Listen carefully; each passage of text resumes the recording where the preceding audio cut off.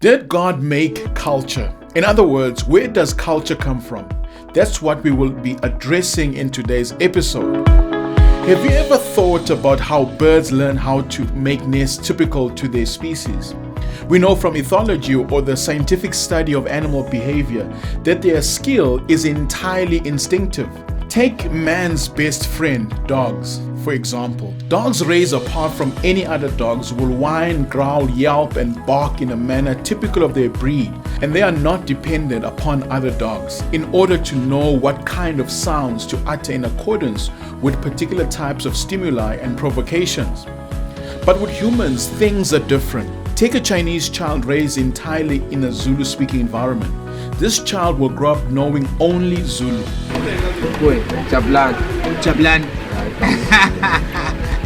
And not a word of Mandarin. Language is a feature of culture, though of course, while my 5-month baby boy was born making oral noises, which is part of every human's biological equipment, he must be taught and learn to speak from observing us around our home. The point I'm making is that there is no such thing as a genetic or biological human culture. So the question arises that if culture is neither a function of genetics nor biology, why then do we have different cultures? Is it because of race or an accident of geography or social environment? Hello and welcome to Context. Sesibuyile, sesikhona. We are back with more godly fire. It is so good to be back. We are finally tackling a topic that many of you have asked us to desperately address, and that is the topic of Christ and culture.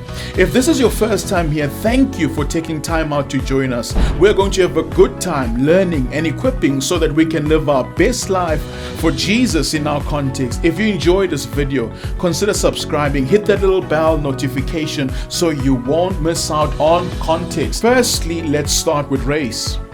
Is race responsible for culture?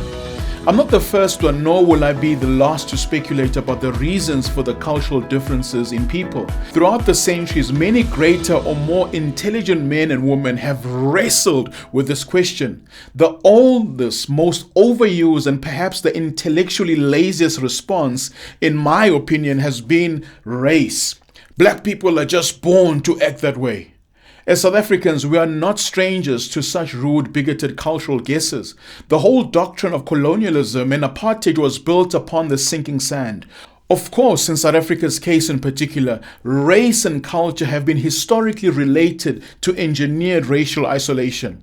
However, history and anthropology, which is the study of human societies and cultures, reveal and crush the contradictions of the theory of the racial basis or racial explanations for what forms culture.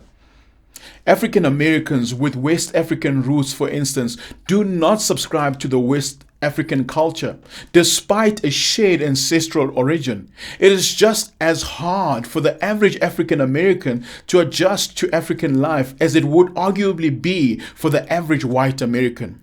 In South Africa, the coincidence of racial and cultural differences is a historical fact, but there is no causal link, except that through forced legislated cultural separation on the basis of race, incidentally has been the vehicle to increase cultural differences by limiting cultural cross-pollination through racial legislation like the Native Land Act 27 of 1913, which forced spatial separation, and the Prohibition of Mixed Marriages Act number 55 of 1949, which outlawed interracial marriage.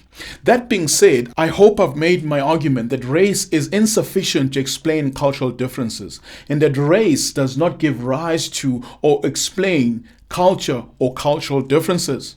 The next question is whether we can explain our culture through geography. In other words, is culture purely a coincidence of where people live? Again, here many have tried, and while geography can explain things like dress codes or what people eat, it is insufficient to account for the full ambit of culture. If geography alone determined patterns of life, then the custom of cutting the left pinky finger of the Ngubane clan amongst Zulus would be practiced by all in Zululand. Yet this is not the case, even more so amongst Ngubanes themselves. I mean, I have a friend of mine who is a Ngubani and he still has his left pinky finger intact. There are multiple of examples I can name. I'm sure you can too. How about leaving us a comment and let us know? I'm sure we can agree that geography and the physical environment are insufficient to account for the differences in cultures. Now that we agree race and geography are insufficient in explaining culture, what is another explanation? Some scholars, including many ordinary South Africans, believe that culture accounts for everything.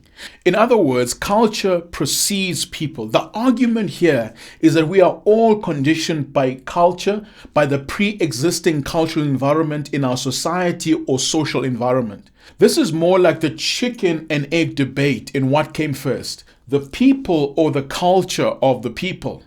If it is the culture and people's behavior being entirely conditioned by the culture, then culture would not change. Further, there are people who do things differently to the cultural demands of their society, the so-called cultural non-conformists, if you like.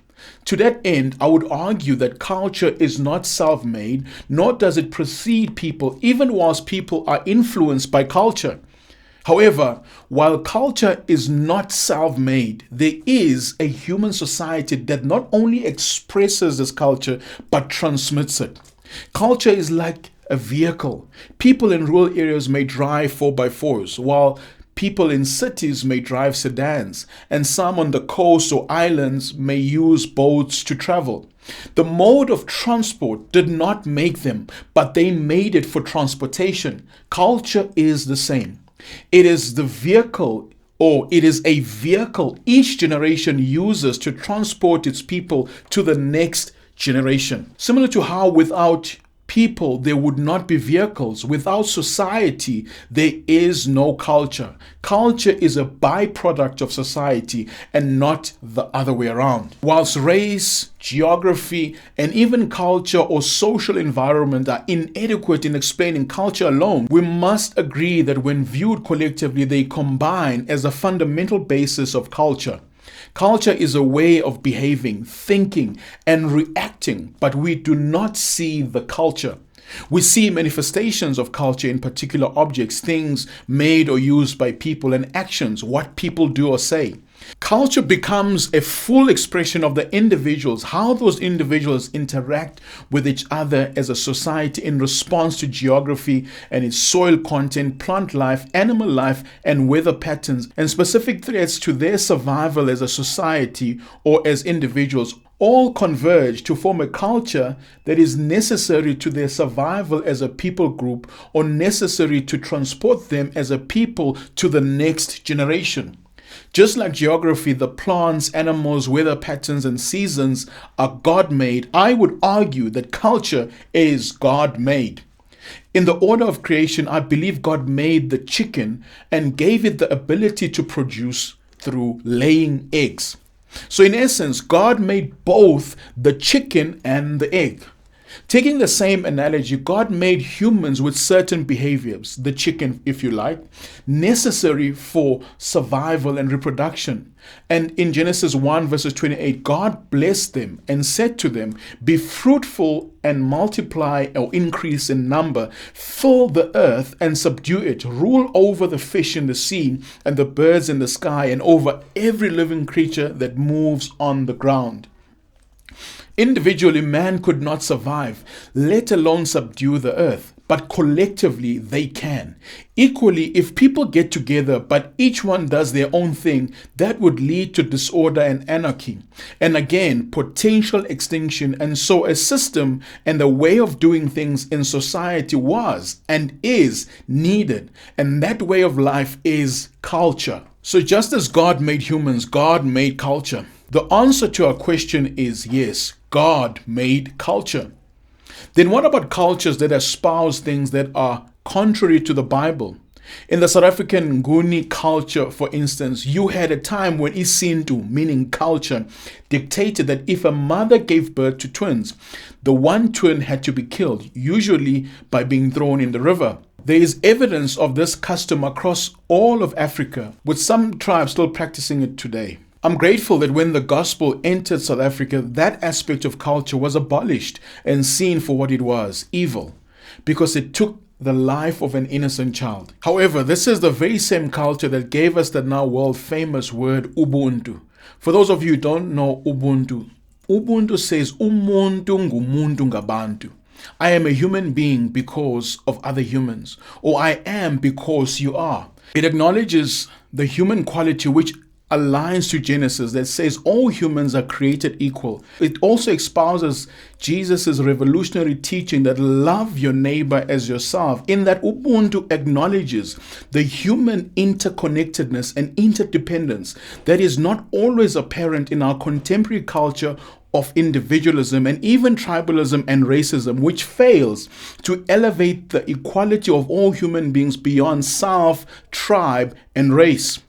Implicit in Ubuntu is the acknowledgement that we can only flourish as humans together like umvelingangi, nguni for God, intended us to. And it is only if we love and do unto others as we would unto ourselves that we can thrive to the glory of God as a society. How can a culture with such beautiful facets also advocate for the killing of infants simply because they were born a twin? I'd say the same way you plant beans in the field, which are beautiful nourishment, that very same field brings about weeds like blackjacks which choke the crop and are deadly when eaten, is the same way bad and evil practices encroach on cultures, suffocating the good in them. And the next obvious question is, where do weeds and bad cultural practices come from? Let's dial back a bit. When God created the earth, plants, weather, humans, etc., He said it was good. So man, and by extension culture, are inherently good according to the Bible. However, when Adam sinned, the ground was cursed and humans were defiled. The consequence was that the ground produced thorns and weeds, and like weeds to soil, sin was sown in the hearts of humans. Now, do weeds mean the soil is bad? No. However, they defile the soil. In the same way, are human cultures bad? No. However, sin defiles culture. Now the question is, if culture is God-made and good and yet contaminated by sin at the same time, what should we do about human culture, specifically our African culture? I'm glad you asked. Historically, missionaries preached that culture, and specifically African culture, was evil. This led to a gross misrepresentation of the gospel. Call this the weeds that came with the gospel to certain parts of Africa. I say certain parts because the gospel came to Africa through the apostles already in the 1st century, before European missionaries in the 14th century brought it to sub-Saharan Africa, a topic I would like to discuss in our upcoming episodes. This was through the erroneous theology of the missionaries that preached that all African practices that were not understood by them were inherently evil.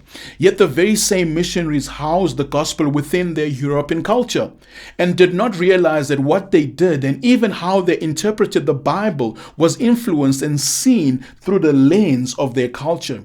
Imagine an American driver saying to a South African driver that right-hand drive cars are inherently evil and wrong and can't be redeemed because they cannot be driven on American roads. Whilst the American may be right that cars must be left-hand drive to be fit for purpose on American roads because they drive on the right, they would be inappropriate for the South African context because we drive on the left. In the South African context, we would hopefully all laugh that off as ridiculous. Yet, that is exactly what happened when missionaries declared all African practices as evil. The resultant impact being that white or European culture was Christianized or allowed to coexist with Christianity, while African culture was demonized in totality. I'm not saying that everything the missionaries said and did must be viewed with suspicion, but I am saying that African culture needs a fresher, godlier look. In other words, as we seek to bring the kingdom to bear in culture, we need to look again through the lens of the weeds and soil analogy as well as the vehicle analogy. And number one, receive the good in a culture like the principle of Ubuntu. Number two, reject the evil like the killing of twins. Number three, redeem the parts of culture that started good but have been marred by greed and elitism like ilobolo. Fasten your seatbelt and brace yourself. This is going to be an amazing series where we will be deep diving into culture and exploring all its nooks and crannies and viewing it in light of the kingdom culture we are to pursue as believers of Christ. We will have amazing guests like Ryan Seville of God First Fourways, Sihle Dlamini of Hatfield Christian Church, Mosala Balal Singh of Grace Bible Church in Pietermaritzburg, Greg Tate of God First Parks in Joburg, and many others who will help us restore God's design for culture. With those words, I want to say to you, Salani kahle. Until next time, cheers, bye-bye.